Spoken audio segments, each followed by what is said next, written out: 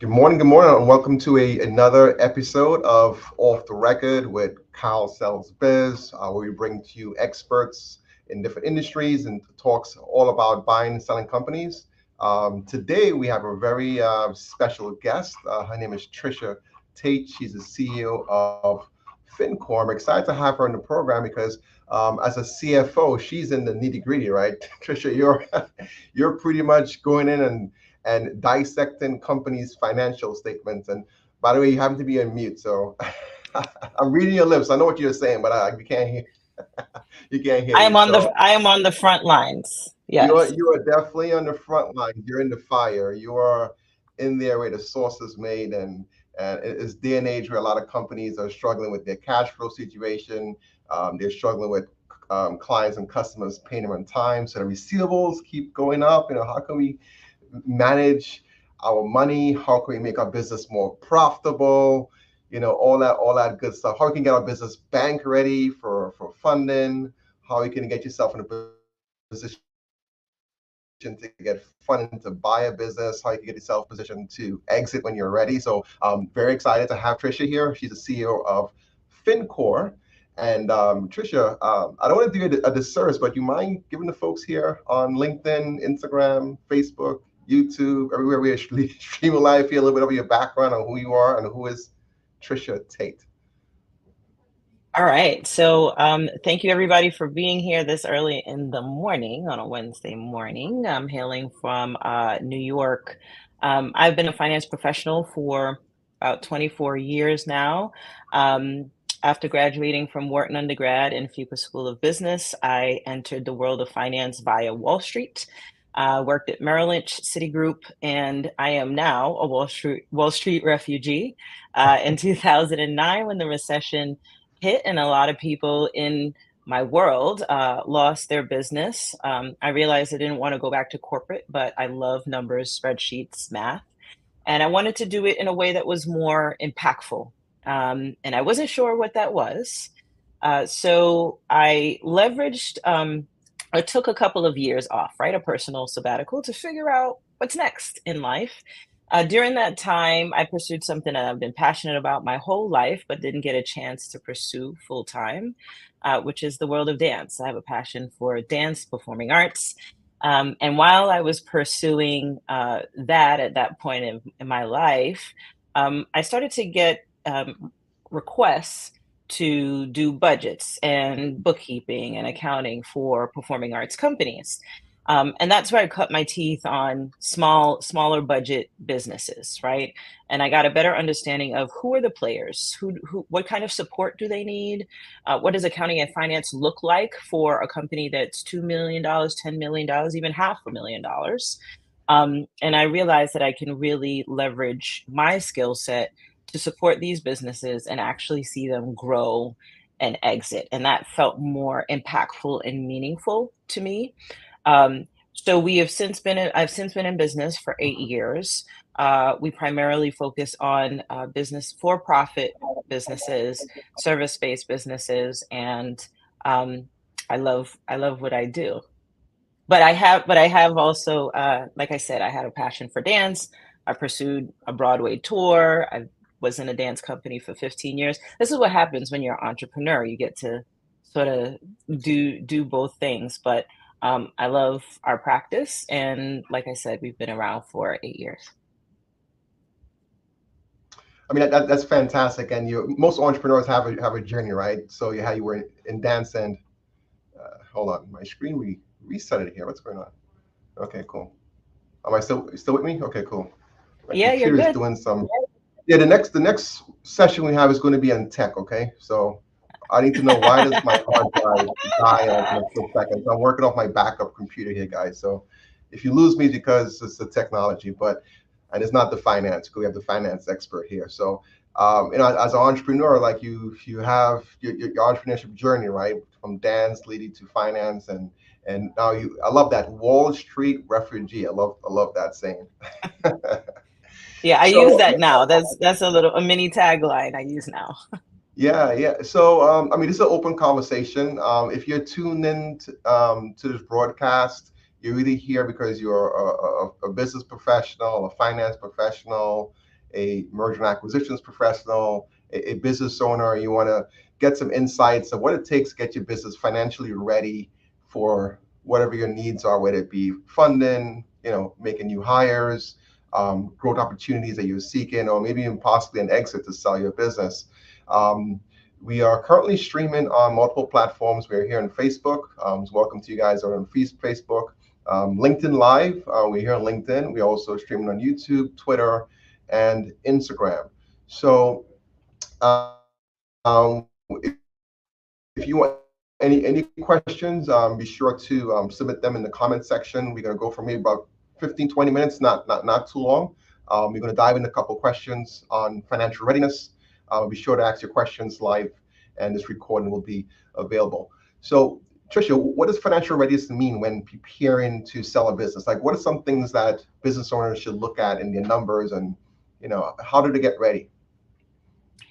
Yeah, so I'm gonna leverage some examples from a couple of clients that we have helped in their succession planning, Mm-hmm. and essentially prepared for exit. Now, exit doesn't always mean sale. It could be transition Correct. to your family member, your child, you know, uh, or transition to your employees. There's that structure too, where people are sharing ownership with their employees and shifting management and leadership. So, what does transition for the CEO Mm-hmm. exiting look like? Not just sale. And I like to think about it like that. And it's um, even though there are various ways you can exit a business, I think strengthening your financial core is the most important part, right? So I say that at FinCore, we help business owners increase profits by 20 to 30% on average. I think as you are preparing to exit, it's super important to be still thinking about that, keeping the business profitable so it remains attractive. So what does that mean? That could mean additional revenue, diversifying into different revenue streams that prove profitable for your business. That can manifest itself in collaborations and certain contracts and relationships that can bring value to your business if you've had multi-year contracts. Let's say been working with government entities or corporate entities, that can add value to your business. From a financial perspective, I want to make sure that one, you have the right documentation in place, the right management reporting to continuously assess your performance, right? So three main financial statements: P&L, making sure you're profitable; balance sheet, making sure your business is solvent; and the cash flow statement. There are many other metrics that businesses can leverage or use to determine if they're continuously healthy, but I think having those management reports in place and looking at that on a regular basis. Now, what does that mean? In order to have reliable data and good management reports, it also means your books and records need to be up to date, complete, and accurate. So making sure whoever's doing your bookkeeping, is doing it well and Mm-hmm. correctly. And I'm going to take that back even further. In order for your books and records to be right, so in order for the financial documents to be correct, the books and the data has to be correct going into the financial documents. And that means you have to have the right people in place as well on your accounting and financial team. Mm-hmm. And so, in a small, mid sized business, as you're preparing for an exit, yes, make sure your CPA is reliable and they're helping you with tax strategies to maximize um, profitability, right? Which is different than strategies for reducing tax liability. Making sure you have an appropriate CPA, having the appropriate bookkeepers that actually know accounting. Um, Ensuring that you have a strong fractional CFO. So that's the practice that I run, a fractional CFO practice. And in some cases, you also need a controller, right? So there's a difference between a controller and a CFO. And, if we need to, I can, help define those different things, but making sure that you have the right money team. When you're also preparing for exit, the CEO should have an appropriate financial advisor that's helping them figure out how they're going to use their salary or optimize their salary and monies upon exit. In working with clients, we've brought in valuation specialists so that we know what the value of the business is comparable to, other companies in the industry or other companies who have recently sold, exited, transitioned the business to employees, whatever it is. So I'm mentioning all of these things, but there's various components to it. Just for now, I touched on the fact that you need to have the right money team in place. You need to have the right books and records, reliable data, have the right managerial reporting records. And then the last thing I would say for now, I'm sure there's more that's going to come up in my mind, but most recently we completed a financial SOPs. That's important for transition of who's responsible for what are the processes and procedures in place, who has authority to do certain things from a financial perspective.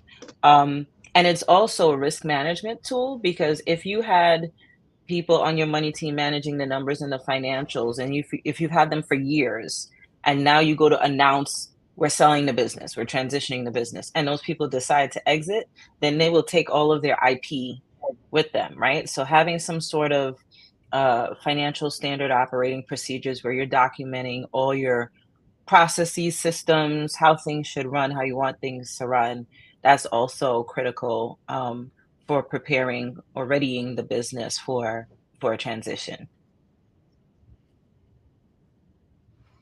Hey Tricia, you're hitting points there that I'm just here like glowing inside because this is stuff that we talk about all the time with sellers. And you mentioned profitability more than once, and I can't tell you how many times I speak with clients and prospective clients. And when you think of you running a business, right, it's like your baby, right? You've nurtured it from birth, and you're at the point where you're considering a succession or a transition. And to your point, it doesn't necessarily mean an exit. It can be a transition to an employee or family member or and so on. But regardless, you have to figure out what your exit strategy is, and you can't get away from profitability. Investors are essentially purchasing the cash flow of your business, right? They want to get a return on investment, so they buy your business and they want the cash flow. So yes, you have to ensure your business is profitable, and in order to do it, you have to have the right data, right? So you can work with the numbers and so on. I love that you talked about the money team. I talk a lot about having a deal team, and your money team is part of that. Mm-hmm. Most entrepreneurs, they have either worked in another company and they were pretty good at what they do, and they decided to switch over and start a business that they can build as their own, but it may not necessarily have all the finance skills. I remember one time I was working with a logistics company, and he saw the true value in bringing in what you said, the money team, hiring the professionals, having the right bookkeepers, CPAs, and financial experts to guide them. In my opinion, you still have to understand that. You hear all kind of horror stories about people being scammed and their money's being divested other places. So you still have to have your pulse on your money and your business. And I love the fact that you mentioned about having a financial advisor as well, because when it comes to retirement, ideally you need to know, okay, well, how much do I need to fund my retirement, and have the right SOPs and all that is important. So I love all of your shares there. Um, let's talk a little about some mistakes, right? Because we learn the Mm-hmm. good stuff, what to do, how to grow.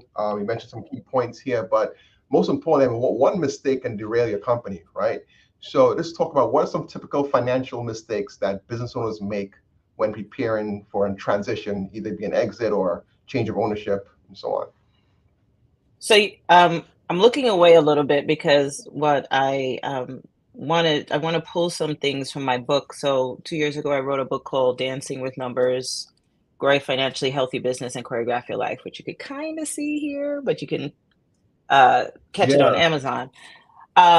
So in we make sure there, you put a one of link the to that first so things. folks can get a copy. And I'm waiting for my copies, my signed Oh, copies too, by the way. So I'm gonna get mine too. plug for a Add signed to my copy. collection. Add to my book collection. Yes, absolutely. It's a good, easy read, and I leverage my performance background because I wanted it to be fun. I wanted it to be easily digestible for business owners, especially those who don't consider themselves numbers people. And I also wanted it to be inspirational. So there are stories from 20 business owners who were self-proclaimed non-numbers people who have grown multi-million dollar businesses. And so that's why the whole play on dancing with numbers, and it's orange instead of being like a boring textbook. But in any case, I love that. I love that. one of thank you. One of the mistakes I already mentioned here was, not having the right money team in place. I have a chapter in the book called "Don't Freestyle Your Financials," and I speak to all of the people that you need to have on your money team at certain stages in your business growth. Um, some of the other mistakes that people make, we're talking, let's talk about profitability, and let's talk about it separately from cash flow.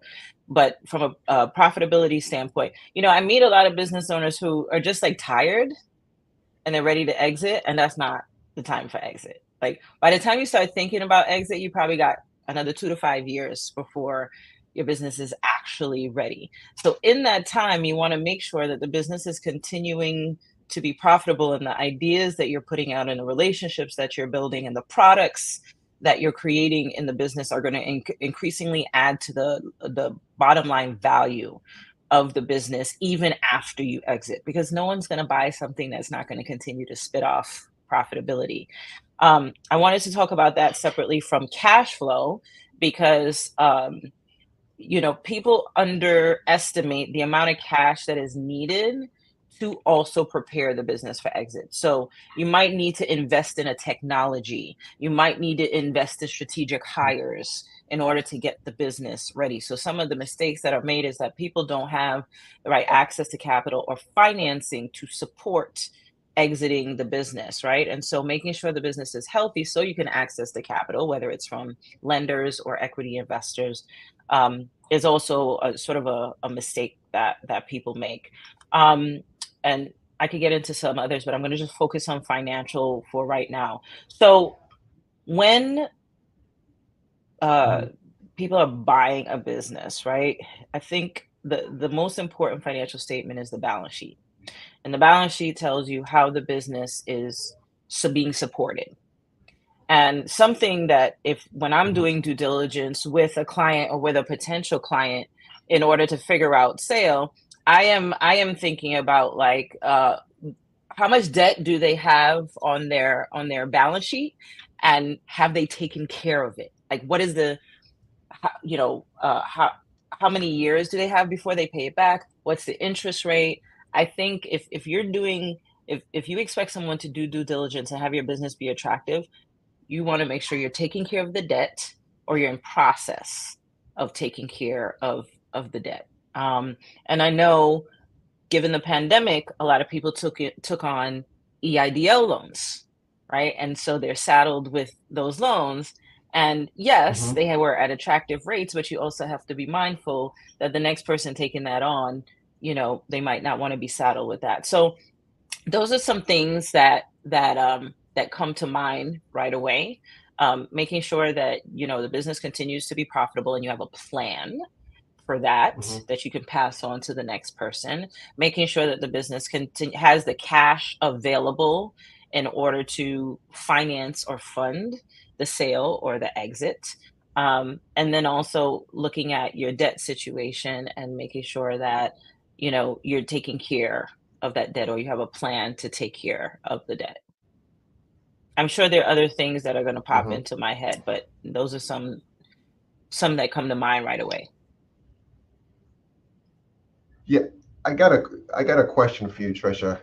So, Hmm. at what point should a business, let's say they get into a windfall, they just landed a big contract, they have an influx of cash coming into the business.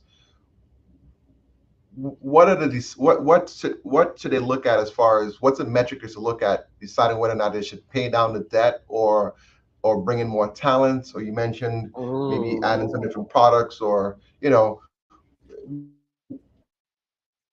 what's the break even, and how do you decipher should I pay down debt or invest more in the business or take cash out? You know. Wow. I would say that that's a case by case basis. Um, if the Mhm. company is saddled with debt, making sure that some of that is taken care of, especially the high interest, you know, larger debt components. If the company Hmm. really needs a systems upgrade or update it because of the type of company it is, or the industry or the customer base it has, then some of the monies may need to go to the investments. So it is really on a case by case basis depending on the type of company and what's going to add to the value of the company. So that's a conversation that I think every business owner has. How do I strategically leverage my cash flow? And if they are not having this conversation, um, I would think that they don't have the right leaders in place. So with every one of our clients, we're looking at cash flow and cash burn rate, right? So we have an understanding within 6 months to a year of what is the typical burn rate Hmm. of every customer. So that if a large set of money comes in, let's say the company has let's make the number simple, 100K, right? Uh burn Yeah. rate. And they bring in, I don't know, $500,000. Okay. So that's only 5 months of cash. But if they had a $50,000 burn rate, then 500,000 would seem like a lot of money, could go farther. So it Yes. depends on where the company is, what is their current burn rate, what things would add to the value of the business, right? I would prioritize those things. And then, Hmm. what else needs to be done just to manage the operations of the business. So it's a kind of a difficult question to answer because it depends on the company, the industry, what they're trying to achieve, and personally, I think Hmm. what their current cash flow burn rate is. You said what KPI? I Yeah. would start I with mean, cash flow burn rate. a three-year monkey wrench, right? But it's a question that requires, you mentioned about that money team, right? So there's also a tax component, right? There's also Hmm. looking at the debt, just looking at your capital stack just to see, okay, well, you mentioned what debt should I pay off first? Um, and you have a lot of, sometimes depending on your tax situation, it may make sense to keep the money in the business and not, taking a payment out as a CEO of the company. Um, I have a lot of clients that actually they didn't put themselves in the position to own the property where they operate their business, and rent Ooh, costs has been going up, and there's a lot of landlords are doing those conversions, right, from commercial office space to residential condominiums and so on. So I had some sales that came to me where they didn't want to go through having to do a move, and we just sold the company because of that. So maybe might be opportunity to invest in the building, right? So right, looking at all right. those different options is important. Um, I know we have a few And minutes that's what left. we do Uh-huh. as that's what we do as that's what we do as fractional CFOs. We're always doing scenario analysis. Like Hmm. how would it affect the bottom line based on our forecast? So every client also we do budgeting and reforecasting. So how will it affect the forecast for the year from a Hmm. profitability and a cash flow perspective if we do take this action versus this action, or if we take this action and this action Right. together? What do we suppose, right? If we pull these different levers, what might it look like? Hmm. And I think people who don't have, like a CFO or someone on their money team to do that kind of strategic planning with them, they miss out on the opportunity to see what it could look like before making Hmm. the decision. And I know a lot of CEOs who have a great idea, right? And then they go off and do that idea, and in the back end, it didn't make financial sense, right? They didn't have the right assumptions and things like that to see what the impact would be. So, I think definitely having someone who can think strategically and do some scenario analysis with Hmm. you ahead of time will help people avoid a lot of pitfalls and heartache and stress during this process of transitioning. Yeah, just remove the guesswork as opposed to just operating your business blindly and just going about your business and working in a bubble, right? Having the right professionals Mhm. like yourself, I highly recommend. We'd be sure to put your contact information, Tricia. We put it in the chat so folks can get a hold of you. It's very important to have a CFO on your team that can crunch those numbers and help you with those assumptions as it relates to growing your business or exiting your company. One Right. final question for you, Tricia. Um, I know you talked about a lot of things here, but any what's one takeaway you have for the listening audience, or someone that's maybe struggling in their business, or maybe they're doing phenomenally well? What's one takeaway for the small business community that you can leave them with today? Um, I would say if you are thinking about exiting your business today, give yourself 3 to 5 years to actually exit. That's like the number one mistake I see people calling me like, I'm thinking of exiting next year. You're not necessarily ready, right? And then the second thing, I know you asked for one, but I'm just gonna share Yeah, it. go ahead. The second thing is to find the right guidance, the right people to guide you. Hmm. Um, we just been talking about financial, a money team, right? It's also having a lawyer, a good lawyer that can help transition. I believe having a good HR personnel or presence, because then they will help with the transition of how the employees are going to respond, who the business might need for the future, that sort of thing. And maybe a COO, but it's just about having like the right team.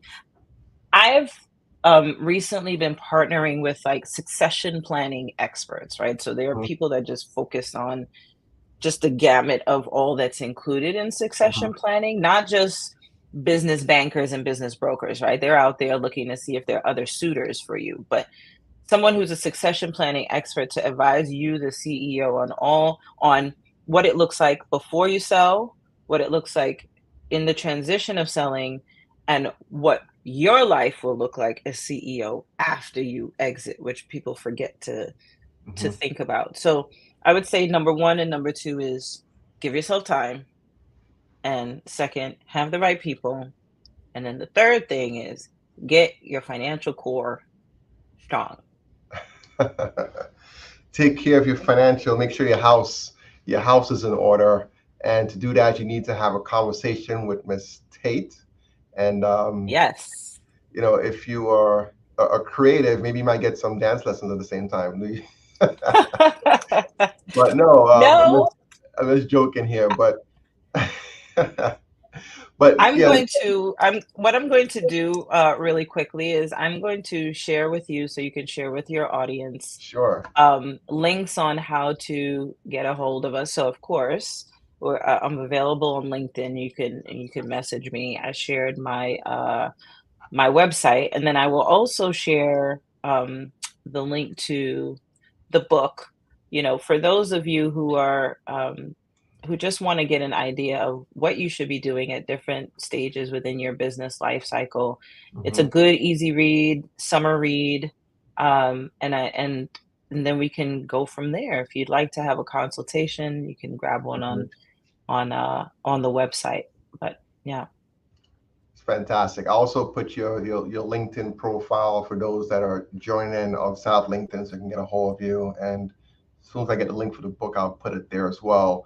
Um, it's one of the reasons why I've built this very strong community, M&A network. You mentioned putting a team together.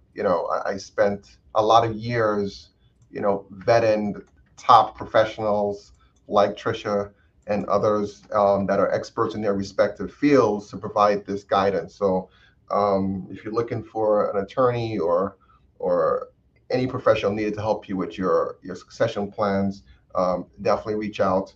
And if you're looking to sell your business, definitely reach out. And if you need to get your house in order and get your financial core in order, I know a very good Wall Street refugee that can help you out, and her name is Tricia Tate. So, Tricia, I really appreciate you joining us, and I'm glad we was able to have you on our show today.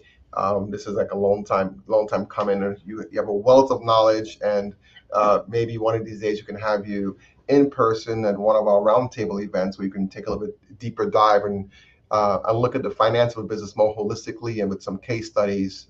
So we do these roundtables, and love to have you, Tricia, in one of those sessions. Um, our next, we're going to be off next week. I'm going to be traveling for the IBBA and M&A Source Conference. That's going to be out in Kentucky. But the week after that, I'm going to have John Hetherington and he's going to talk about a very fun topic. Tricia, guess what the topic is? I How have no AI can idea. increase revenue and boost business productivity. Is We're this a gonna, salesperson? no. He's not a salesperson. Productivity and profitability, and uses technology for that. System. You mentioned systems, processes, and workflows. We had I was in my Goldman Sachs 10,000 Small Biz Mastermind yesterday, and one of the cohort members was talking about as he scaled his company, he has a school, like 800 students in the school, and one of the challenges he has as he grows larger, his expenses and goes up, so his margins are getting slimmer. In these day and age, you have to learn how to utilize technology more and make your business run more on technology as you scale, as you grow, your margins get a little bit fatter. So as opposed to hiring multiple salespeople, you can create some automations and some workflows that can make your process much more streamlined.